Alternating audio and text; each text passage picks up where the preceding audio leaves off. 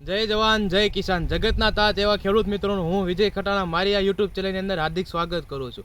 શિયાળુ સિઝનની અંદર ઘણા ખેડૂત મિત્રોએ ઘઉંનું વાવેતર કરેલું હતું। ઘઉંના વાવેતરની અંદર હાર્વેસ્ટરનું કામ પત્યા પછી જે આપણે હાલમાં જોઈ શકો છો કે આ બેલ્ટ ઉપર પરાળ પડેલી છે।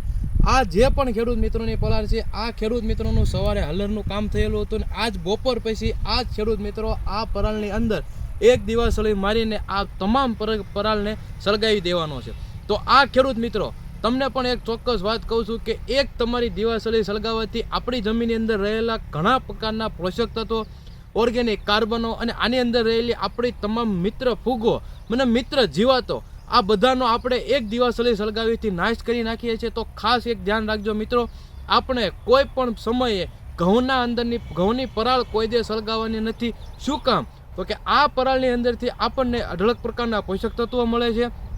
જે પણ આપણી જમીનને જરૂર છે એ બધા પોષક તત્વો આપણી જમીનની અંદર જ પડ્યા રહે છે।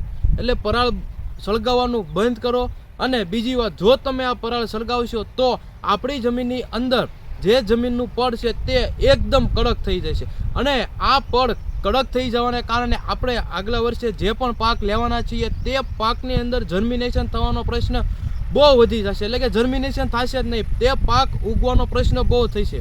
એટલે જર્મિનેશન થશે નહીં। તો ખાસ ખેડૂત મિત્રો એક તમને વાત કરું છું કે આપણી અંદર રહેલો જે ઘઉંની અંદર જે પરાળ છે પરાળ સળગાવવાનું બંધ કરીએ અને આની અંદરથી તે આપણે ઓર્ગેનિક કાર્બન એટલે કે જે આપણી જમીનની અંદર ઓર્ગેનિક કાર્બન નહિવત પ્રમાણમાં છે તે સાચવીને રાખીએ। અને જો આપણે પરાળ સળગાવશું તો આ ઓર્ગેનિક કાર્બન ઉડી જવાનો છે અને આપણી જમીનની અંદર નહિવત પ્રમાણમાં ઓર્ગેનિક કાર્બન બચી રહેશે। તો મિત્રો ખાસ એક નોંધ લેજો મારા તરફથી કે આપણે ઘઉંની અંદર પરાળ સળગાવવાનું ટાળીએ, જેથી આપણી જમીન પોચી રહે, સારી રહે અને અંદર રહેલા તમામ પોષક તત્વો આપણને આગલા પાકની અંદર મળતા રહે।